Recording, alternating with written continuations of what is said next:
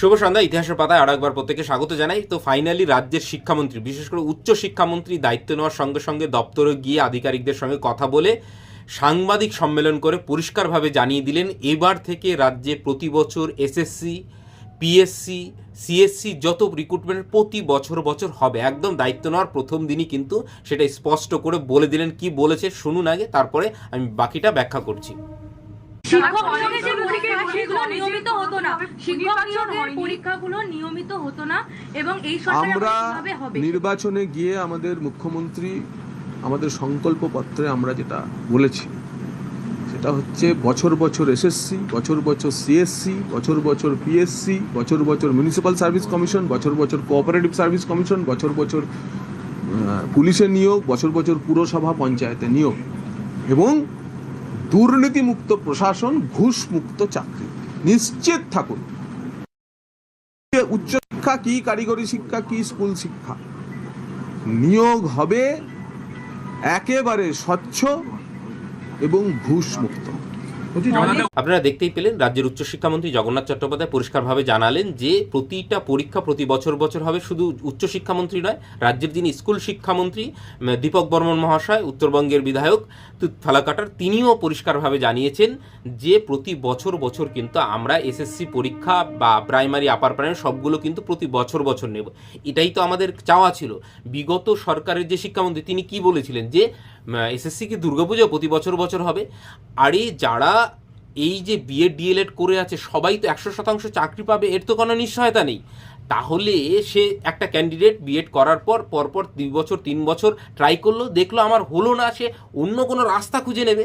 আজকে 10 বছর ধরে বিএড ডিএলএড করে বসে আছে, একটা পরীক্ষা দেওয়ার সুযোগ নেই। তো এইভাবে কি একটা রাজ্য চলতে পারে? আর শিক্ষা ব্যবস্থার অবস্থা যা করেছে তা তো আপনাদের প্রত্যেকের সামনে সব কিছু। তো যাই হোক, ফাইনালি এই সরকারের কাছে আমাদের এটাই আশা যে প্রতি বছর বছর যেন নিয়ম করে এসএসসি, সিএসসি, পিএসসি এবং প্রাইমারি এইগুলো প্রতিটা পরীক্ষা যেন হয় এবং দুর্নীতিমুক্ত। এবং রাজ্যের উচ্চশিক্ষামন্ত্রী একদম বারবার জোর দিয়ে বলেছেন কোনো রকম কোনো দুর্নীতি হবে না, একদম দুর্নীতিমুক্ত স্বচ্ছভাবে নিয়োগ প্রক্রিয়া হবে।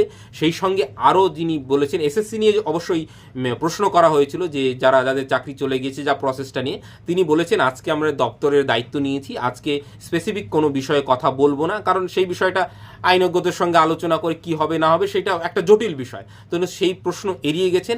বাকি বলেছেন যে আমাদের যে শিক্ষানীতি হতে চলেছে সেইটা কিন্তু কেন্দ্রের সঙ্গে মানে একদম সামঞ্জস্যপূর্ণ, কেন্দ্রের সঙ্গে অ্যালাই করেছে। এর আগে কিন্তু আমরা কেন্দ্রের বিরুদ্ধে হেঁটেছি, সেইটা বারবার বুঝিয়েছেন, যার জন্য আমরা পিছনে। দেখুন, সর্বভারতীয় পরীক্ষায় এনসিইআরটি থেকে সব থেকে বেশি প্রশ্ন আসে, আর আমাদের এখানে এনসিইআরটিকে বর্জন করা হয়েছে, যেই জন্য কিন্তু আমরা সর্বভারতীয় পরীক্ষাগুলোতেও পিছিয়ে যাই। তো এই বিষয়টা কিন্তু অত্যন্ত প্রয়োজন যে কেন্দ্রের সঙ্গে সামঞ্জস্য রেখে, তাহলে কি রিক্রুটমেন্ট প্রসেসগুলো, মানে উনি যেহেতু এই কথা বলছেন তাহলে স্বাভাবিক কারণেই এই প্রশ্নগুলো আসে, তাহলে যে এই নিয়োগ প্রক্রিয়া সেটাও কি কেন্দ্রের মতন হতে চলেছে? কেন্দ্রে যেমন কেবিএস, এনবিএস, ইএমআরএসে যে সিস্টেমে পরীক্ষা হয় সেই রকম কি হতে চলেছে?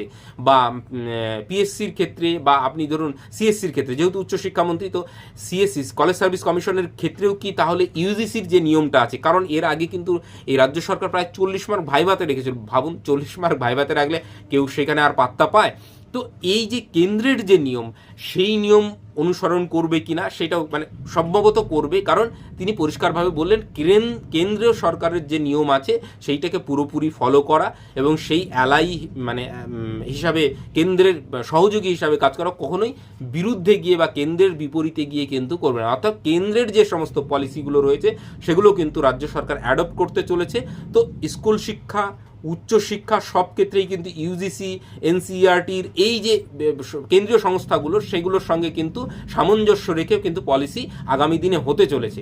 এবং সেক্ষেত্রে যেহেতু বারবার করে এটা জোর দেওয়া হচ্ছে যে দুর্নীতিমুক্ত একটা স্বচ্ছ নিয়োগ আমরা প্রতি বছর বছর দেখতে পাবো, সত্যি আমরা আশা করি যে সেইটা যেন হয়। এবং কথায় আছে বৃক্ষ তোমার নাম কি ফলে পরিচয়, এটা যদি কার্যক্ষেত্রে সত্যি মানে ইমপ্লিমেন্ট হয় এবং প্রতি বছর বছর যদি নিয়োগ হয়, এর থেকে আমাদের কাছে বা আমরা যারা যুব সমাজ তাদের কাছে এর থেকে বড় প্রাপ্তি কিন্তু হতে পারে না। তো যাই হোক, আমরা এই প্রত্যাশা নিয়েই থাকবো যে প্রতিটা বিষয় বা প্রতিটা পরীক্ষা নিয়োগ পদ্ধতি যেন স্বচ্ছতার সঙ্গে এবং মেধাভিত্তিক যেন হয়, সেটাই আশা রাখবো। দেখা যাক যা কি হচ্ছে এবং যেহেতু আজকে প্রথম দপ্তরে তিনি গিয়েছেন, বলেছেন স্পেসিফিক কোনো প্রশ্নের উত্তর দেব না, বাকি যে সমস্ত পলিসি ডিসিশন সেগুলো তো পরবর্তীতে যখন আসবে আমি নিশ্চয়ই আপনাদের জানিয়ে দেবো। তো যাই হোক, ফাইনালি একটা ভালো খবর যে শিক্ষামন্ত্রী নিজে এসে অন্তত বলছেন দায়িত্ব নেওয়ার পর যে আমরা প্রতি বছর নিয়ম মাফিক স্বচ্ছতার সঙ্গে নিয়োগ প্রক্রিয়া করব, এইটা অন্তত বলছেন শিক্ষামন্ত্রী। এটাই মানে লাস্ট 15 বছরে এই কথাটুকুই আমরা শুনতে পাইনি। তো যাই হোক, দেখা যাক। বললাম যে যখন কার্যক্ষেত্রে এটা ইমপ্লিমেন্ট হবে, রাজ্যের হাজার বেকার যুবক যুবতী তাদের দ্বারা উপকৃত হবে, এবং অবশ্যই মানে আমরা চাইবো যে এই প্রক্রিয়াটা আরও দ্রুত সম্পন্ন হোক এবং এই নিয়োগ প্রক্রিয়াগুলো অন্তত তাড়াতাড়ি প্রসেসের মধ্যে দিয়ে আসুক। দপ্তর বন্টন হয়ে গেছে, ফাইনালি অন্তত এই বিষয়টা অন্তত এবার চলমান হবে।